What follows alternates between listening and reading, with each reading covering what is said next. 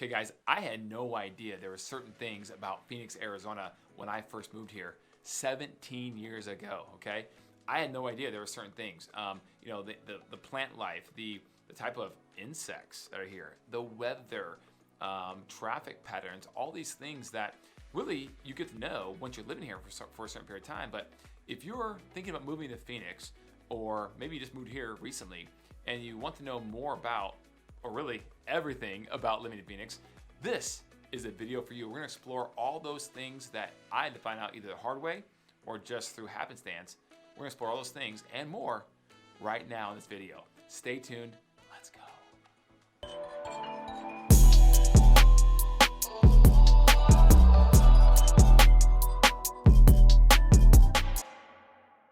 Hey everyone, my name is Kelly Cook. I am actually a local realtor here in the Phoenix area. This is our YouTube channel, Everything Phoenix, where we explore, you guessed it, everything Phoenix. Because if you are someone who's looking to move to Phoenix, or maybe you just have lived here for a short period of time, or maybe you've lived here for a while, but you just never really, paid attention to things outside of what your daily life is like, this is the place, the channel, the YouTube channel for you, okay? So guys, please comment below, let us know what you think of this video as you're watching it or at the end of it. If you could, ring that notification bell and get us out there to more and more people in the YouTube universe, if you wouldn't mind. And subscribe, guys. Smash that subscribe button.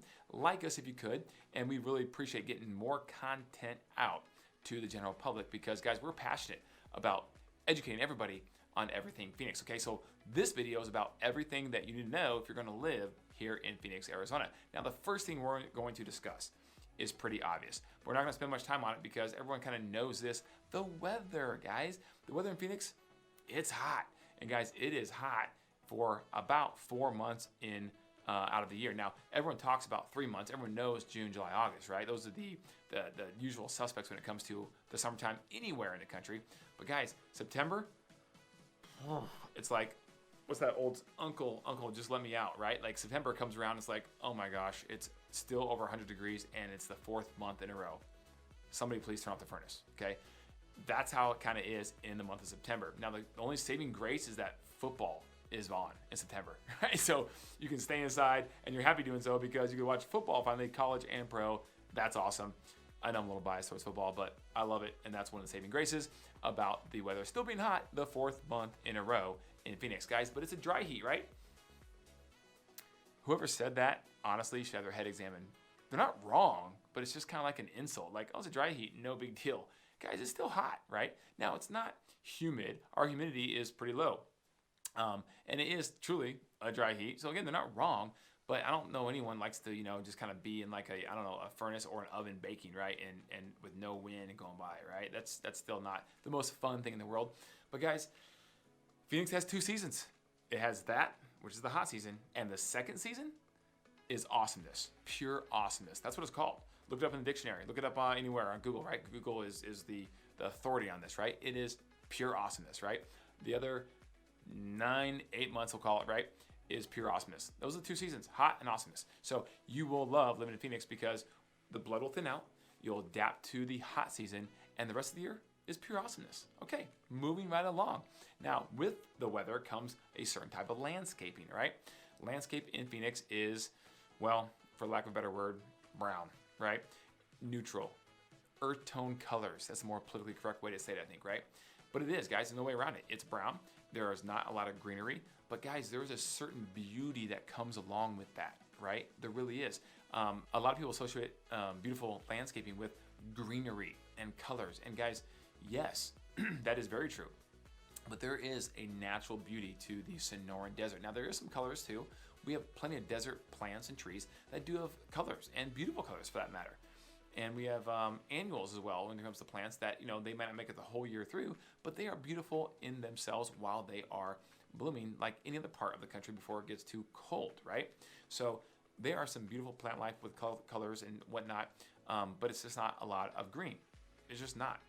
But it's beautiful, guys, and it's low maintenance, which is nice. So again, you can drive around and you'll see some grass in front yards down certain houses and housing developments. But guys, there's nothing wrong with a low maintenance yard that has desert rock, granite rock in the front yard.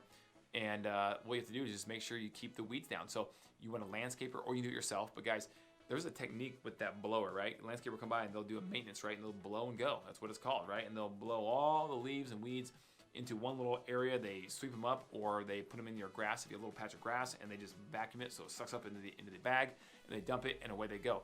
And guys, I can't do it the same way. They got that down, and they do that. So guys, you will want to have landscaping maintenance at least once a month come to your house. Most people do it once every 2 weeks. That's what we do. Some people do it once a week who wants to be very meticulous and have a manicured front or backyard. Okay, so that's the landscape deal. It is beautiful in its own right. It's not green, but it's beautiful, but you still can grow grass. Now, what a lot of people do is they actually do turf, right? Artificial turf is a huge thing down here in Phoenix because of the low maintenance. Again, that's a common theme for people who own a home here in Phoenix. And it lasts and will hold up to the heat for a long, long time. You don't have to water it, so it's cheaper as well, which is nice. Also, if you have grass, you do have to overseed once a year. We have Bermuda grass in the summertime, right? That grows naturally every single year, usually around the April, May mark when it starts getting a little more toasty, okay? Naturally, it will come up. It lays dormant the rest of the year. But comes September, early October, what everyone does, if you want to have a luscious green grass lawn throughout the wintertime, which I prefer that, you have to scalp the grass down to like almost to the dirt, right? The lowest setting possible on your lawnmower, scalp it, and then you don't water it for about a month, let it all kind of die out, and then you, so for about, 2 to 4 weeks, you're gonna have a not so great looking lawn, and then you plant ryegrass, or winter grass they call it, right? And that will grow up, and that looks beautiful, guys. It is a beautiful lawn that you can have here in Phoenix throughout the winter months of the Phoenix seasons. So that being said, the awesome season. That being said, it is still very, very doable. It's just going to cost a little more money from a maintenance standpoint to overseed, to obviously mow, unless you're going to mow yourself, and then of course the watering of the grass, because it does get hot, right? You have to do that more so than you would any other place. By the way, the watering isn't like where I'm from, Omaha, Nebraska. You have that you put that one sprinkler out there, hook up to the hose, and just go right. No. You don't have any of that down here. You have a watering system that's on an automatic timer with sprinkler heads that pop up and just, right? And if you don't have that, you're not gonna be able to grow grass, right? So you have to do that. Or if you live in an older part of town, like Arcadia or North Mesa area where there used to be old orange groves, then you might have an irrigated lot. Irrigated lot basically means that your front yard will be cupped a little bit to where everything kind of contains, and the city will flood your yard, your backyard, or your front yard, or both.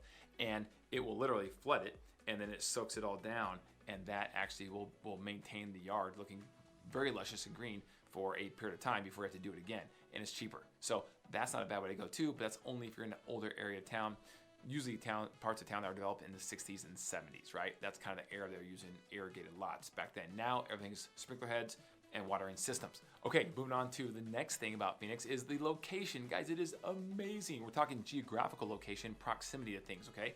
So if you want to go to the beach, now we don't have a beach. We don't have a beach. I know it's a news flash. We don't have a beach, but we have lakes, a lot of good lakes. You wouldn't think living in a desert we have very many lakes, but we do. We have big recreational lakes that are actually very, very close to where all the living is, right? The population in the Phoenix area. You have Bartlett Lake out in the northeast side of the valley. You have Lake Pleasant on the northwest side of the valley. You have like the Finger Lakes, Canyon Lake, Saguaro Lake out towards the east side of the valley. And you have some man-made lakes actually throughout the Phoenix area where people that have housing developments on them, which is kind of nice too as well.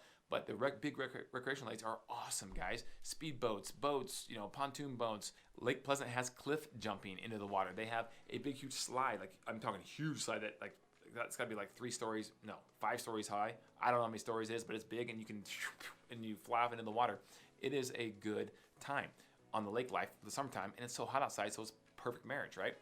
And it's always hot outside in summertime, so it's a really perfect marriage, all right? So that is fun. Now, proximity to things, you have the beach, you have Rocky Point, 4-hour drive away in Mexico, okay?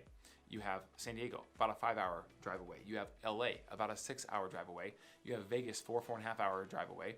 You have Albuquerque, 6-hour drive away. So you have all kinds of big time cities that you can go to and hang out and get different aspects of what they're known for. Vegas, obviously gambling, in California, the beaches, and so on and so forth. So the geographical location is awesome, in my opinion, living in Phoenix, because you get a little bit of everything. Not to mention the northern cities in the northern rim, which are only anywhere from 2 hours to 3 hours away from the valley, from the Phoenix area. So in 2 to 3 hours, guys, depending on which city you go to, you can completely change the weather, right? So you can go from being 75 degrees to 20 degrees and on a snowboard on the mountain, coming down, doing your moves, right? That's pretty cool.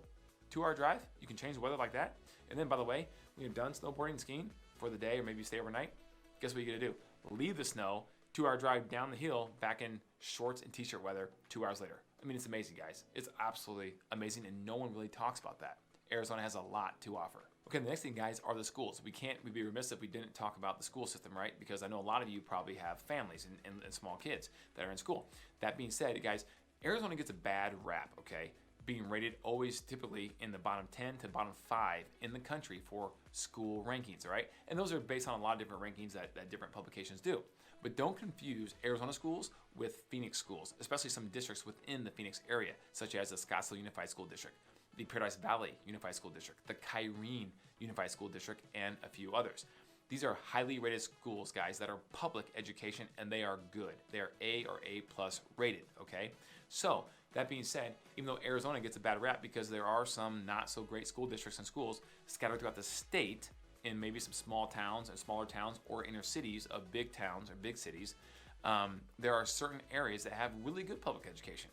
Now, so that being said, don't be scared to move to Arizona because it's very rare that you find rankings for big metropolitan areas. Now, you can get that information obviously online, but usually it's state rankings, right? And Arizona will be at the bottom. But don't let that confuse you with certain districts within the Phoenix area itself that are very good with public education. Now, also what Phoenix has is open enrollment. So for sports or maybe for academics, if you live in one area and want to make the drive to another district that you don't live in, you can do that. It's like school choice. It's somewhat rare. Where I grew up, you went to the school that you lived in, right? The boundary school, that's where you went to. In Phoenix, you don't have to do that. So you have that option as well. So that's good to know. You also have many, many charter schools in the Phoenix area, which is somewhat unique, right, to other big metropolitan areas. You have a lot of private schools, whether it be Christian or Catholic private schools. You also have traditional schools. You also have private schools that are not necessarily religious based, like Basis or Great Hearts, okay, which are highly, highly rated. Basis is a big brand name that is in other states as well, where the academics is basically second to none, right? So there's a lot of options when it comes to schools. So guys, please hear me when I'm saying that if you think schools are just bad everywhere in Arizona, that's not true. Are there some bad ones? Absolutely, right? But there are some really good districts and particular schools, whether it be public, charter, or private, that your child will have the option to go to. So give us a call if you have any more questions about the school districts. We'd love to go deeper, take a deeper dive with you on that subject. Okay, the next thing is there are many different places to live, guys. So Phoenix has a lot of suburbs, guys, a lot of suburbs. So Phoenix is one of the most spread out, largest metropolitan cities in the entire country by square miles. It's bigger than LA, for example, okay? But population obviously is not as big as LA. We're about between 5 and 6 million people, depending on who you ask, what publication you look at. So it's literally the 5th largest metropolitan area in the United States of America, and it's really spread out. The running joke in Phoenix is that everything is about 20 minutes away. Want to go to the store? 20 minutes away. Want to go to school? 20 minutes away. That's not always necessarily the truth, but it's kind of this running joke because it is so spread out. That being said, there's many different types of suburbs from the Northeast Valley to the Northwest Valley to the Southeast Valley, Southwest, so on and so forth, that you have a lot of options. You could be in an area like Scottsdale that's more entertainment and dining and focused, and a big job center at the Scottsdale Air Park, a lot of mountain elevated lots, things of that nature. You also have places like Chandler in the Southeast Valley, where it's highly, highly based on tech jobs, big tech companies down in Chandler, the Silicon Valley of the desert, they call it, right? You have areas like in North Phoenix that are highly based on recreational activities, right? Because you're in the mountains again up there, and you have Lake Pleasant nearby and things of that nature. So there's just a lot to offer with different suburbs across the valley when it comes to living in Phoenix. You could be down in the central corridor where it's flat and it's more mature, large trees developed 5, 6, 7 decades ago, and you have these historic houses right down there, and it's a whole different vibe. The walkability score is really high. You can walk to these mom and pop coffee shops. So it just depends where you want to be, whether you're a family, whether you're single, that would play a role, right? Whether you're a snowbird, lock and leave, or whether you're someone who lives here full time, that plays a role too. So all these different factors play a role, and Phoenix has a little bit to offer for everyone. That's the key. Let us know if you have more questions about that and where the best place might or best fit might be for your particular lifestyle. Okay, the next thing are the insects or bugs and snakes in Phoenix. This was a little different, guys. Now, we know they have snakes down here, right? We're in the desert. It's hot, right?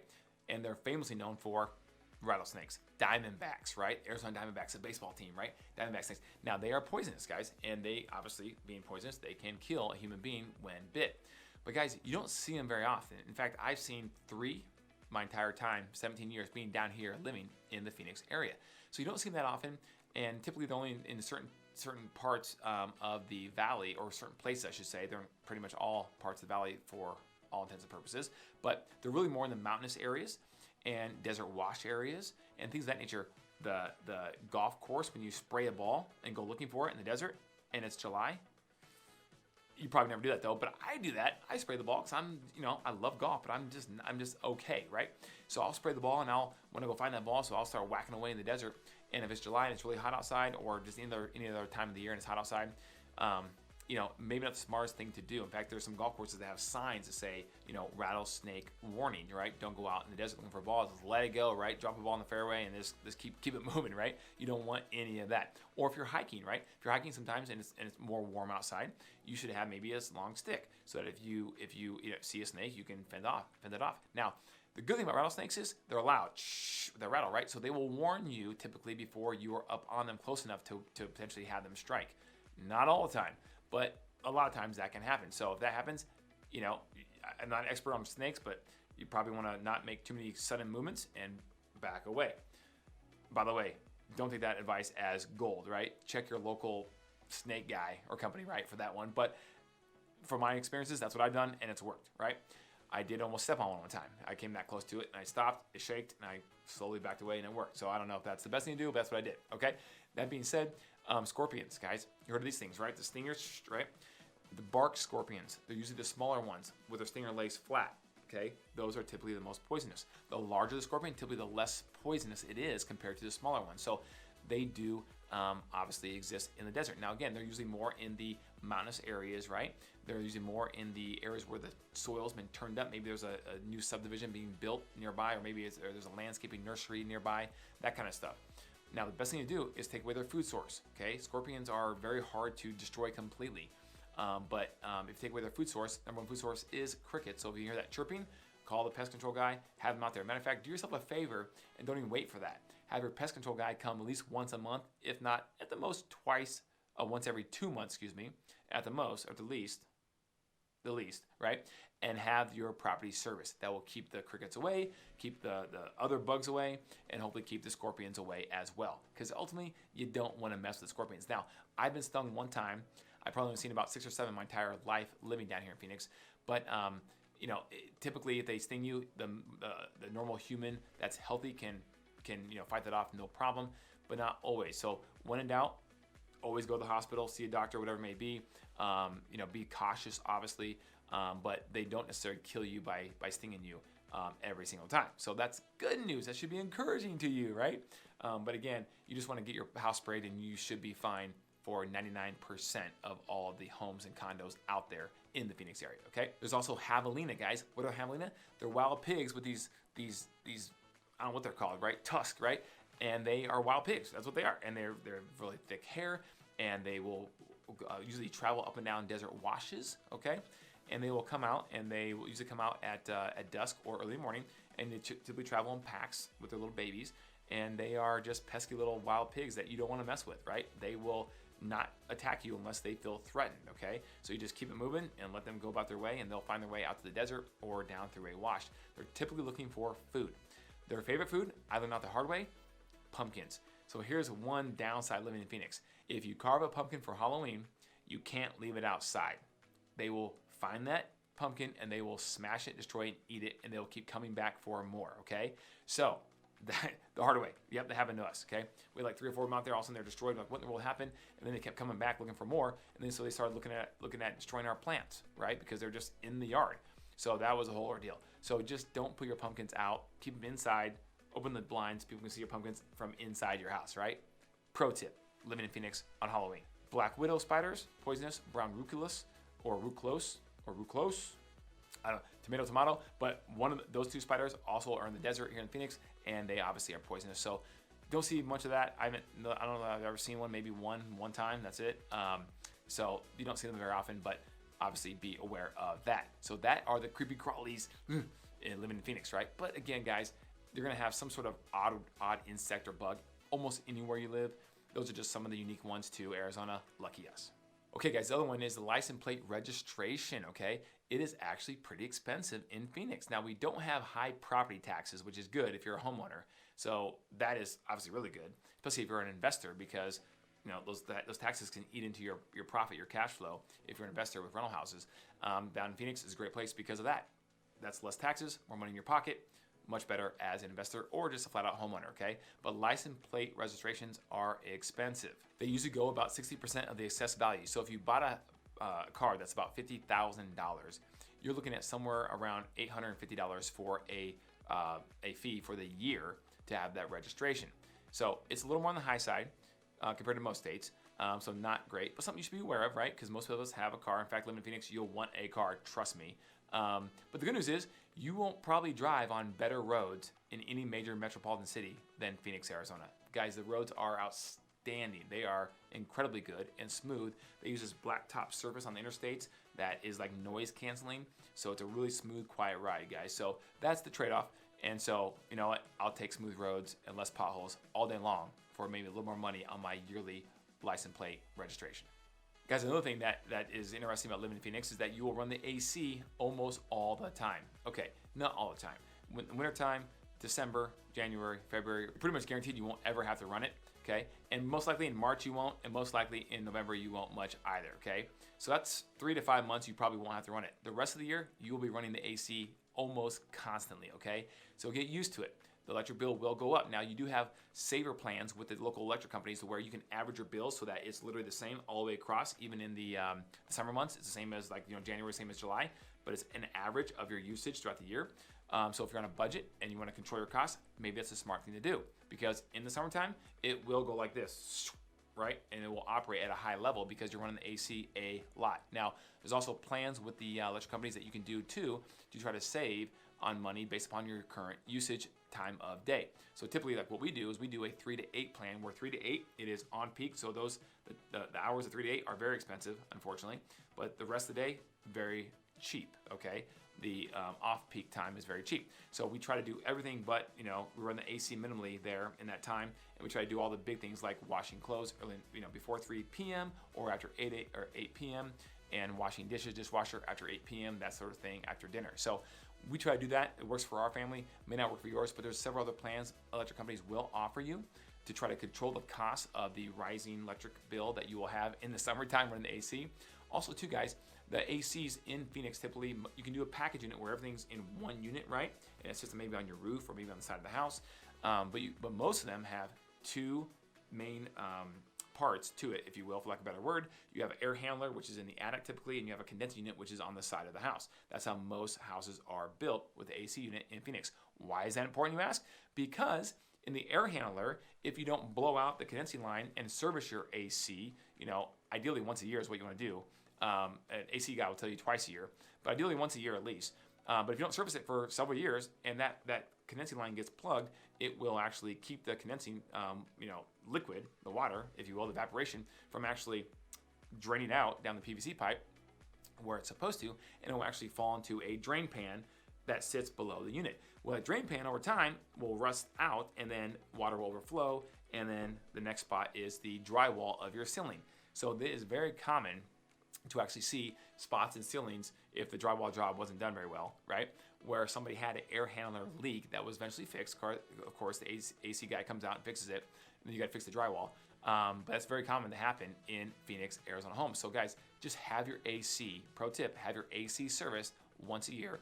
It's usually between, $50 and $125, somewhere there for most units. Now, if you have multiple units, which a lot of homes do, then obviously times that times 2 or 3. And some places will even give you a bulk discount if you have 3 units, and they'll cut that cost down a bit. But it is smart and well worth the money, guys, to get your air conditioner, because you use it so much service at least once a year when living in Phoenix, Arizona.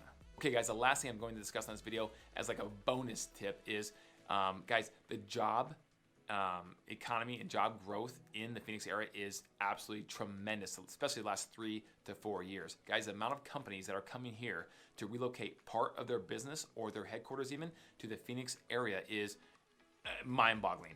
According to the Greater Phoenix Economic Council, there are over 250 companies that are in talks to move a portion of their company or potentially even the headquarters down to the Phoenix area over the next year or two. Guys, that is a lot of companies, that is a lot of jobs, that is a lot of high-paying jobs, and so that is doing nothing but boosting home values in the Phoenix area, guys. We see Phoenix as a place that is a extremely positive long-term outlook. So if you're thinking of moving down to Phoenix, guys, you will find, most likely you will find a very nice high-paying job with some sector down here in the Phoenix area, guys. So the Greater Phoenix Economic Council is courting those people. It's a very pro-business part of the country, and again, low corporate tax rate, and just a very business-friendly place for people and companies to call a portion of their company lease home. Okay, so that being said, here are some companies that have been attracted and entered into the Phoenix area just over the last couple of years. You got Allstate. In Chandler, you have State Farm, which brought their biggest division down here to pretty much all their operations divisions down here to the Tempe area. Their headquarters are still in Illinois, but I mean, just thousands of jobs and 3 very large buildings in Tempe were built just for the housing of State Farm employees.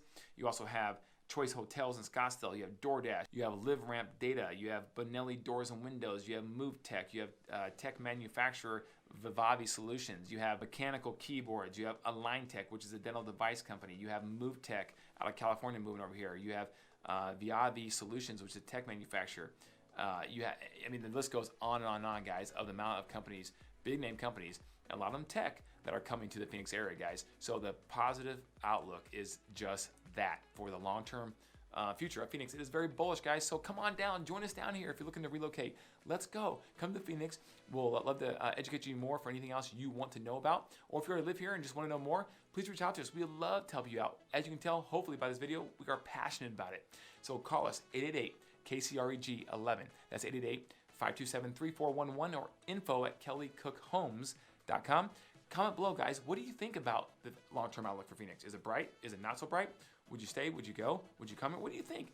Let them know your raw, unfiltered comments, and we'll work through it and just see what people are thinking about Phoenix, Arizona. So give us a call, email us, or check us out on Instagram at KellyCookRealEstateGroup.com, guys, where we're posting daily content for your enjoyment.